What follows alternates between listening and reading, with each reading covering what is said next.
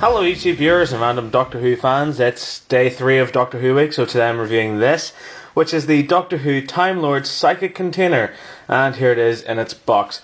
Now the box does look quite nice, it does have a nice big viewing section here, these little sort of plastic panels that allows you to see the cube, which is quite nice, Doctor Who logo down there, Time Lord Psychic Container written there.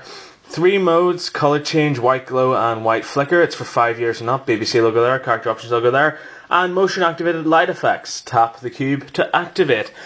Now pretty much the same information that's on the front of the packaging here can be found around the sides and at the top. And on the bottom here you've got your usual phlebotomy, which is basically all the legal gaff and how to change the batteries and so forth. Now fortunately enough, batteries are actually included in this toy, which is nice. So that's pretty much it in its box. Let's take a look at it now out of its box. Okay, so here we go, and this is where this review gets kind of a little bit weird, because usually at this stage I would talk about the detail, but then again there isn't really much on this, and there really sort of can't be. So I suppose for detail this gets a sort of 10 out of 10. As you can see on the front here, you've got that little sort of mark of the Corsair on the front.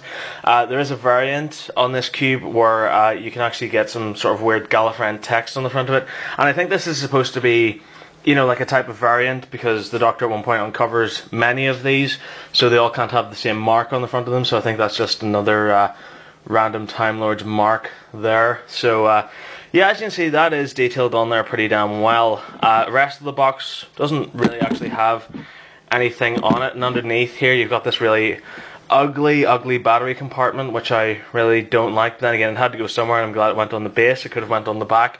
That would have been absolutely terrible. As far as its features go, well, it does light up, just like in the show, and in order to do this, all you have to do is give it a gentle tap. So I'm going to do that now. And as you can see, there it goes, and it comes on, and it's got a really nice little bright light to it, and it really shows off the mark of the Corsair there, as you can see, and lights up the whole way around, except unfortunately the bottom, but then again all the electronics have to go there. Would have been nice if they'd worked out a way to get the bottom lit up too, but hey, what can you do? So it looks really nice there, and to turn it off again, just give it another tap. As you can see, there it goes, turns off. Now that's nice, I like that. You know, they could have had just a crappy little switch or something at the bottom, but the fact that they have a little sort of motion sensor in it is really nice. And another little sort of variant on the light here is when you tap it again, and this time you've got this cool little neat flicker. Now I don't know if it does this in the episode it was in or not, but what I do know is this is really nice. The character options have put in this little option here, because of course they could have just had it on steady white, and I don't like that, and I much prefer this sort of flicker to it. Makes it kind of feel like it's alive, makes it feel like there is some type of psychic matter contained within it, of course, because it is a psychic container, so that's nice too. There is another little option as well where you can flick a little switch, and it has a colour change mode again, which is quite nice. So I'll show off the different range of colours now.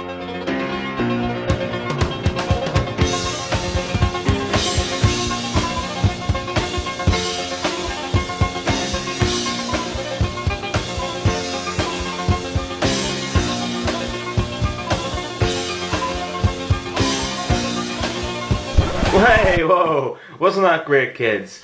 Anyway, well, as you can see, it lights up a multitude of colours, which of course it doesn't do in the show, but then again, that's a nice little touch that the character options have added. It's nice that they didn't just release this and it just lights up solid white, or even with the flicker white.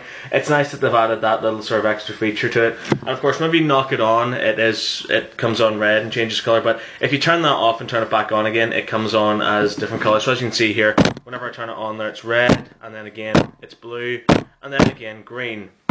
Now, for a lot of you older viewers out there who may remember this, the red, blue and green was actually the original colours of the BBC logo. So that's quite sneaky actually, they've decided to put that in there. I kind of like that actually. The light does stay lit for a good long time. If it did stay lit for a little bit longer, because I think roughly now it shuts off at around maybe 5-10 minutes, I don't know, I haven't really timed it, but it does stay on for a good long while. If it did stay on longer, maybe 20 minutes, half an hour, it could be used as a child's nightlight, which would be really amazing too, but unfortunately it doesn't. Would have been really great if they also had included some sound effects, like perhaps even a faint buzz or humming noise or some sort of glowing noise as well to go along with this. That would have been quite nice too, but they didn't. Then again, I can't really complain about this too much, because obviously this is exactly what it does in the show. So it's not like the character options are lacking in anything, but then again, there's nothing really to build on in the first place.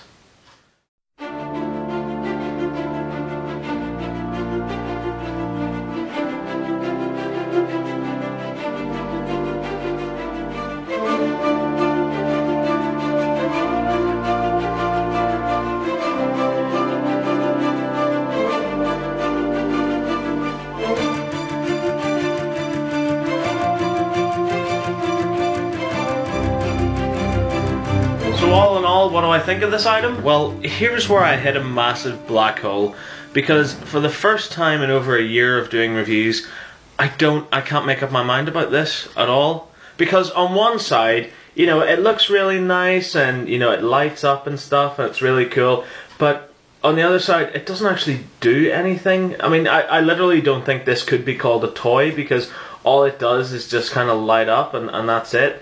And that's what really sort of annoys me about this, because I don't consider it a toy, because you can't actually play with it. I mean, sure, you can pick it up and go like, "Ooh, I've got mail," or whatever, like the Doctor does in the show with it. And, you know, it's a nice little role-play toy in that kind of respect, but at the same time, what else can you do with it, really? You know, I mean, like with a sonic screwdriver toy, you know, the world's your oyster, but with something like this, you can't actually do anything with it. So when I think of this as a toy, it annoys me. But on the other side of the coin, whenever I think of this as not even a prop replica, but as kind of like a little ornament or something like that, I really love it. Because you can set this, for example, what I do with it at the moment, I set it on my mantelpiece, right above my fireplace, and it looks really nice, especially when it lights up and does this flicker effect that it does now. And even when it does the whole colour change thing, it's so relaxing and so kind of peaceful, and it really sets off the whole living room. And again, it's a Doctor Who toy, so that kind of gets one over on my girlfriend, if you know what I mean. But yeah, I'm so undecided about this thing. As a toy, I don't like it, but as a sort of little decoration, I really like it, because my mum actually, at Christmas time, she bought these decorations, which are kind of like these sort of plastic cutouts of angels, and you hang them on your window, and you press a button and they light up and change colour, much the same as this does.